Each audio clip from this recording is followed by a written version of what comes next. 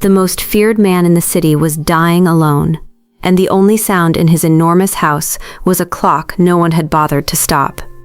Kongde had built an empire that could silence a room with a single phone call.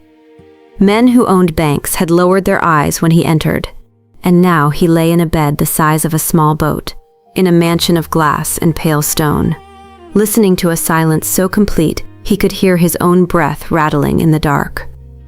For 3 weeks, no one had come.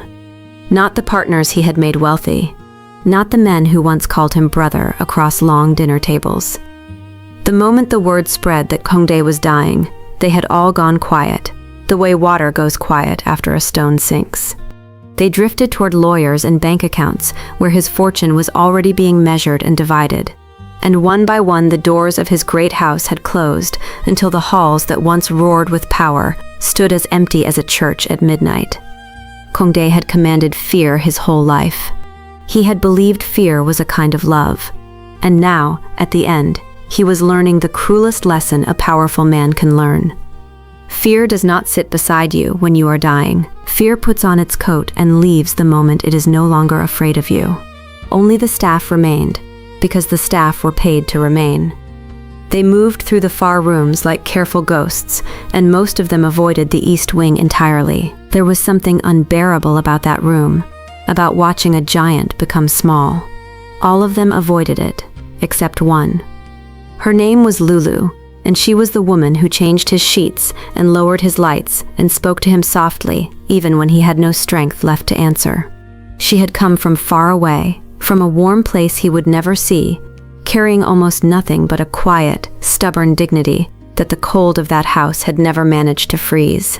Every evening, when the others hurried away from the east wing as though death were something you could catch, Lulu stayed a little longer than she needed to. She would straighten the blanket over his thin chest, open the curtain so he could see the sky going dark, and sometimes she would simply sit in the chair beside him in the silence, so that the most frightening man she had ever met would not have to be completely alone. She did not do it because she loved him. In the beginning, she was afraid of him, the way everyone was. She did it because she knew, better than anyone in that house, exactly what it felt like to be left. What she could not have known, sitting there in the dying light, was that everything she believed about herself was about to be broken open, and that it would begin 3 nights from now, with the sound of her own son's footsteps in a hallway where children were forbidden to go. Lulu had learned before she was old enough to understand it, that love in this world came with conditions. She had been the child nobody kept, passed from one house to another, useful and unheld, falling asleep as a small girl listening through thin walls to families who belonged to one another, knowing that she belonged to no one. She had never once heard the words "stay with us." She had only ever heard the words "we cannot keep her." And somewhere along the way she had come to believe the thing that shaped her whole life, that she was, in the end, disposable. A pair of hands and nothing more. But Lulu carried one thing that was entirely her own. Her son, Zuri. He was 6 years old, with a gap-toothed smile and a laugh too big for his small body. And he was the only person alive who had ever looked at Lulu as though she were the whole sky. She had crossed an ocean for him and taken this live-in position in this enormous house for one reason only, so that Zuri could have the one thing she had never been given, a home that no one could take him from. Her situation was fragile, and she knew it. Her right to remain in the country was tied to her work, and her work was tied to the goodwill of a family that could end both with a single phone call. So she kept Zuri quiet and mostly hidden in the small staff quarters at the back of the estate, and she saved every coin the way a person guards a candle in the wind. One complaint, one mark against her name, and she and her boy could be put on a plane away from the only safety she had built. She could not have imagined that in a few short nights, disappearing would become the one thing she could no longer afford to do. It happened on a Thursday, in the blue hour just after the household had gone still. Zuri was supposed to be asleep, but 6-year-olds do not stay where they are put. He had woken thirsty, wandered out looking for his mother, and followed the long empty corridors deeper into the house than any child was meant to go, past the doors marked private, into the forbidden east wing where the boss lay dying. Grown men crossed that hallway quickly with their eyes down. But Zuri did not know he was supposed to be afraid. He saw only a door left slightly open, a warm strip of lamplight, and an old man alone in a very big bed. Kongdae opened his eyes and saw a small boy standing in his doorway. For a long moment, neither of them moved. The most dangerous man in the country stared at a barefoot child in pajamas, and the child stared back with the frank, fearless curiosity only small children have. And then Zuri walked right up to the enormous bed, climbed onto the chair beside it, looked into the face everyone else in the world had fled from, and said the word that would break the whole house open. Appa, father. Kongdae did not breathe. Somewhere beneath the decades of power and cruelty and cold, something he had buried so long ago he had almost convinced himself it was gone, simply gave way, quietly, like ice cracking on a river in spring.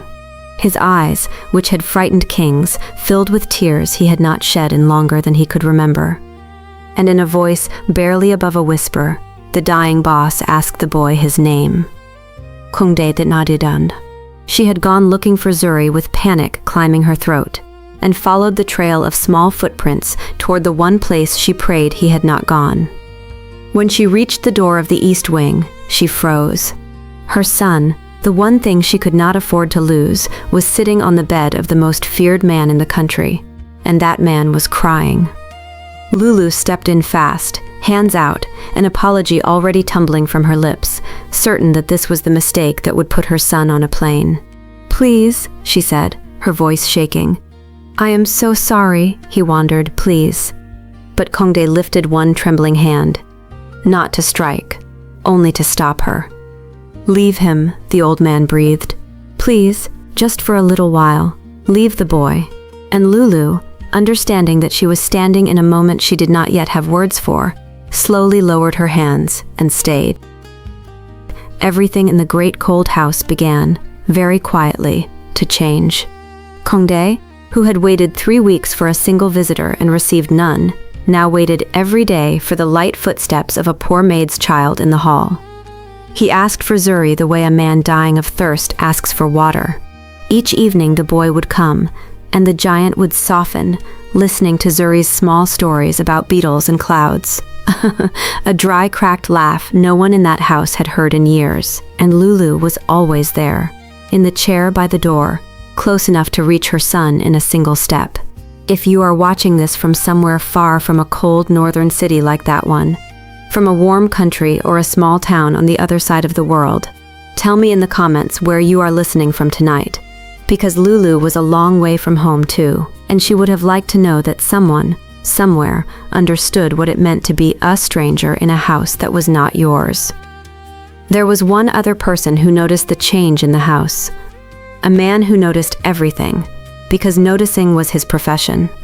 His name was Jisoo, and he was Kongdae's head of security.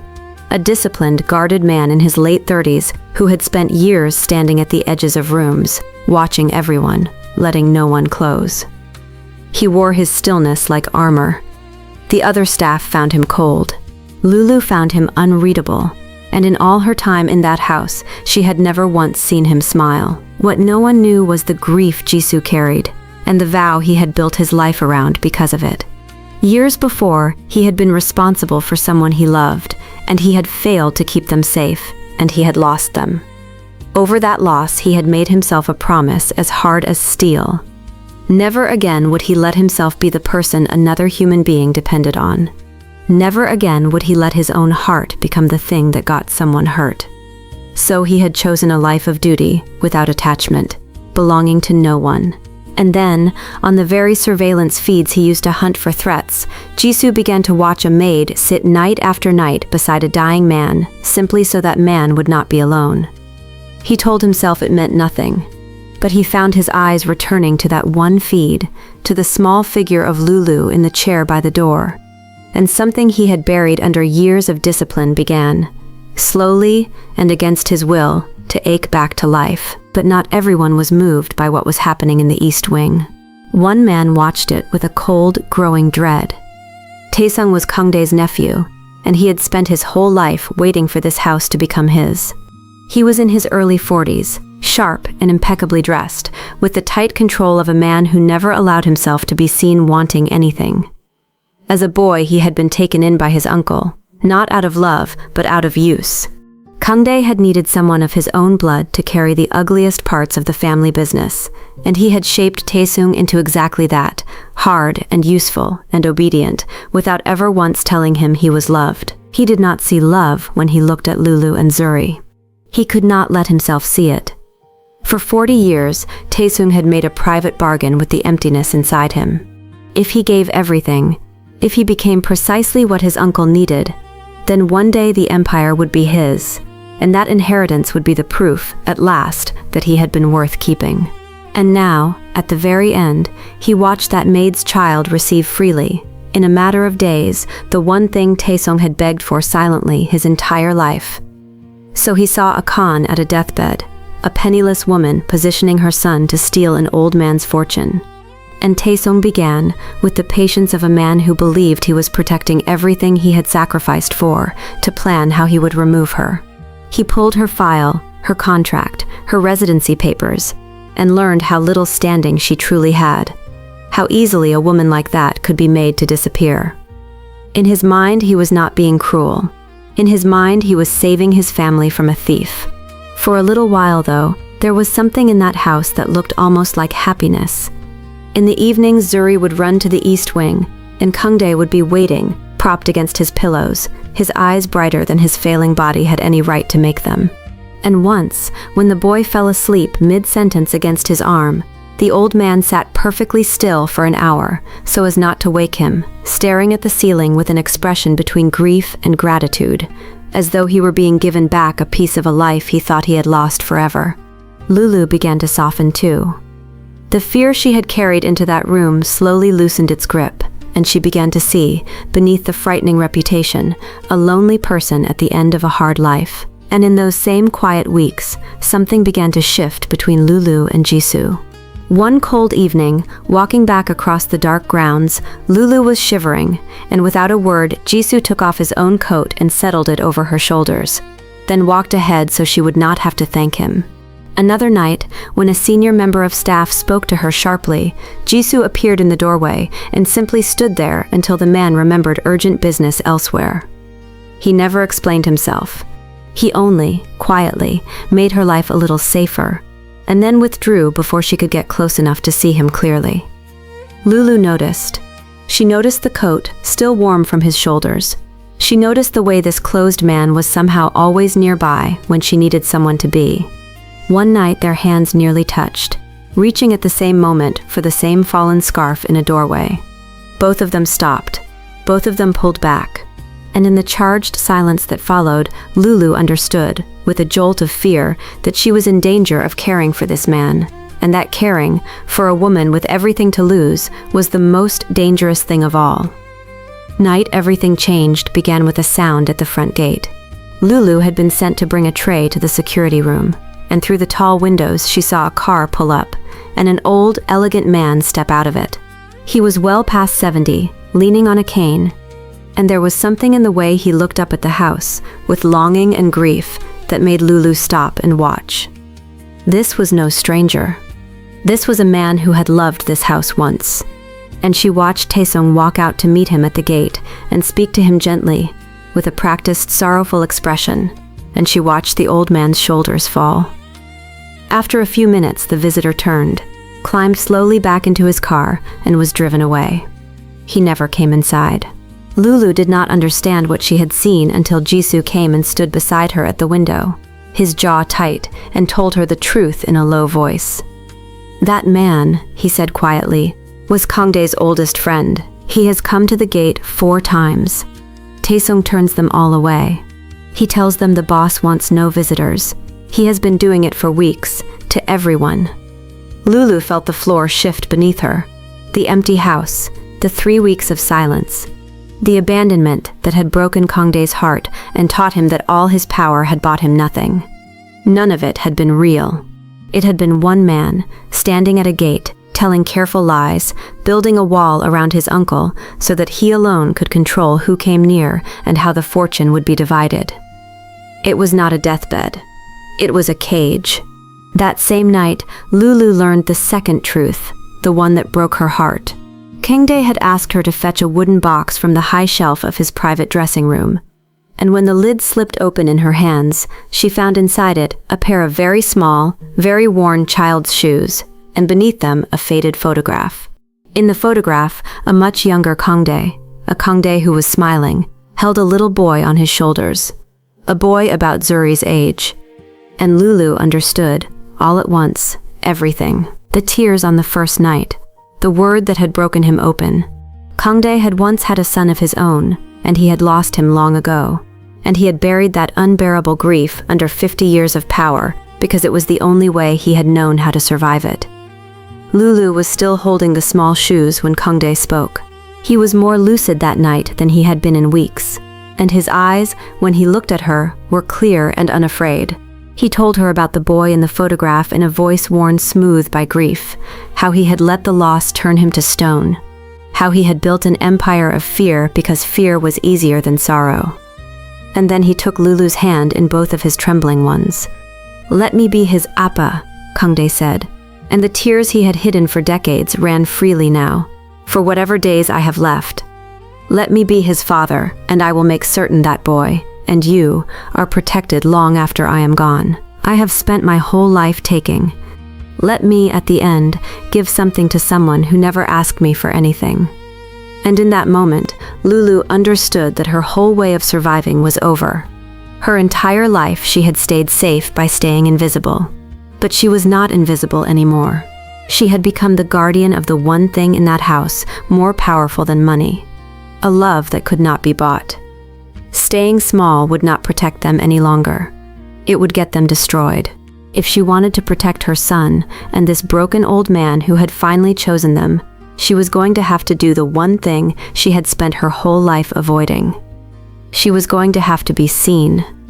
So she said yes. Kangdae called for Hana that very week. Hana was the family's lawyer, a careful, intelligent woman in her 40s who had handled the boss's affairs for years and knew exactly how dangerous this family could be. She sat at the old man's bedside as he told her, in a clear and steady voice, what he wanted. New documents, protection for the boy Zuri and his mother Lulu, guardianship, legal sponsorship of their right to remain in the country, a portion of the estate placed beyond the reach of anyone who might contest it. He wanted them safe, and he wanted it done before he died. Hana felt the danger settle over her like a shadow, because she knew who would be standing on the other side of this the moment the old man was gone. But she saw the clarity in his eyes, and some part of her conscience, long buried under years of doing what powerful men told her to do, stirred and would not be quiet. So she drew up the documents, exactly as Kangdae asked. The documents were signed. Hana filed them. And for a few days, the great cold house felt almost warm. Kangdae laughed out loud one evening at something Zuri said, a real laugh, deep and startled. And the sound of it carried down the hall and made two members of staff stop and look at each other in wonder. Lulu let herself imagine, just once, standing at the window with her son's hand in hers, that they might finally be allowed to stay. And late one night, in the quiet doorway of the East Wing, she and Jisoo finally stopped pretending. He told her that he had spent years believing he was not allowed to want anything, and that she had made that belief impossible. And Lulu, who had believed the very same thing about herself, closed her hand around his, and neither of them pulled away. But the peace was not a victory. The peace was the trap closing. Taesung had watched the lawyer come and go, and he understood at once what it meant, and he moved with the cold precision of a man defending everything he had ever earned. He filed a formal challenge to the documents, claiming they were the work of a dying, heavily medicated man manipulated by a scheming foreign maid. And here was the cruelest part. The more openly Kangdae had loved Lulu and Zuri, the more his love looked like exactly the proof Taesung needed. Every witness who had seen the old man dote on the boy became, in Taesung's telling, a witness to the manipulation of a vulnerable man. Then he produced his evidence. A valuable item, missing from the house, and a trail he had carefully built to lead directly to Lulu, marking her as a thief. And then the final blow, the one aimed not at Lulu, but through her, at the child. The anonymous report Taesung had filed weeks before finally surfaced through official channels, threatening to strip away Lulu's residency, and, with it, her ability to keep her son anywhere near this house, or this life. And Kangdae was fading faster than any court could move. The law, even when it is on your side, moves slowly, and death does not wait for paperwork. Then, one evening, Taesung came to Lulu himself. He did not shout. He came to the small staff quarters where Zuri slept, sat down across from her, and spoke to her almost gently. And that was somehow worse than any cruelty. He laid an envelope on the table between them, thick with money, and beside it 2 plane tickets. "Take it," he said quietly. "Take the money, take your boy, and go home tonight. No report, no charges. You disappear, and your son is safe, and this all ends cleanly. Or you stay, and you fight, and I promise you, you will lose him." And Lulu sat very still, and understood that every road out of this room would cost her a piece of her soul. If she took the money, Zuri would be safe tonight. But it would mean leaving Kangdae to die alone in the silence he feared more than death itself, betraying the one man who had ever chosen her, and teaching her son the exact lesson that had shaped her own broken childhood. That when the powerful decide you are inconvenient, you are disposable after all. If she stayed and fought, she risked her son being taken during the long immigration battle before she could ever win it, and even to have a chance, she would have to ask Jesso to destroy himself, to break the loyalty that was the only identity he had ever had. She looked at the money on the table, and at the door to the little room where her son was sleeping. And she thought about the girl she had been, the child nobody kept, listening through walls to families who belonged to one another. And she pushed the envelope back across the table. "No," she said. Her voice did not shake.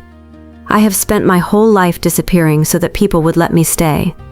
I will not teach my son that we vanish when someone decides we are in the way. We are not disposable, not anymore." Taesung looked at her for a long moment, and something flickered behind his eyes that might almost have been grief. Then he stood, buttoned his coat, and left without another word. She went to Jisoo that night. She did not have to ask. He had already made his decision, standing at the window of the security room where the whole ugly truth was recorded. He looked at the small figure of the sleeping boy on the monitor and thought of the person he had failed to protect all those years ago. And he understood, at last, that the vow had never protected anyone. It had only kept him alone. "I have the footage," Jisoo said quietly. "All of it. The gate, the visitors he turned away, him planting the theft. If I give it to them, my life here is over." He looked at Lulu, and for the first time she saw the armor fall completely away from his face. "Then let it be over," he said. The reckoning came in the great reception hall of the mansion, on the last clear day of Kangdae's life. Taesung had gathered them all to finalize his challenge and have Lulu removed, standing tall and certain at the head of the long table, laying out his case, the manipulation, the theft, the report. He truly believed he was saving his family from a thief, protecting the inheritance he had bled 40 years to earn. And then Lulu, who once would have made herself small in a room like this, stepped forward instead and did not look away. Jisoo placed a laptop on the table and turned it toward the room, and he played the footage. The gate. The old friend turned away with a practiced, sorrowful lie. Visitor after visitor sent home, Taesung's own hands planting the item he had used to brand Lulu a thief. The cage, revealed for what it was, in Taesung's own image.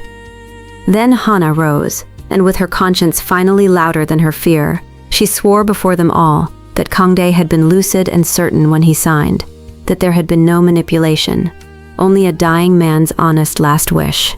The wall Taesung had built came down all at once. And then a thin voice spoke from the doorway, and everyone turned. Kangdae had come. Jisoo had carried him from his bed, and he stood swaying in the arch of the great hall, spending the very last strength in his body to be there. He named Lulu and Zuri as his own, under his protection, his chosen family. He named aloud what his nephew had done, and then he turned his failing eyes to Taesung, and said the truest and most devastating thing in the whole story of that house. "I am sorry," Kangdae said to him. "I gave you everything. Everything except the one thing you wanted. You were a boy in my house, and I never once held you, and I taught you that love was a thing you had to earn. This is my fault, not hers, mine." And Taesung, the man who had never once been told he was loved, stood in the ruins of his scheme and heard the apology 40 years too late, and something in his face simply broke. He did not rage, he did not fight. He understood, all at once, the thing he had refused to see. He had never been cheated of an inheritance. He had been starved of love. He turned, and he walked out of that house, and his grip on the estate and the family went with him, broken not by violence, but by the truth. Kangdae died 3 nights later, in the warm lamplight of the East Wing. He did not die the way he had feared. He did not die alone in a silent house, forgotten by a world that had only ever feared him. He died with Zuri's small hand curled in his, with Lulu on one side of the bed and Jisoo standing quietly on the other, and the word Appa still warm in the air of the room. The empty house that had terrified him at the beginning of this story was, at the very end, completely full.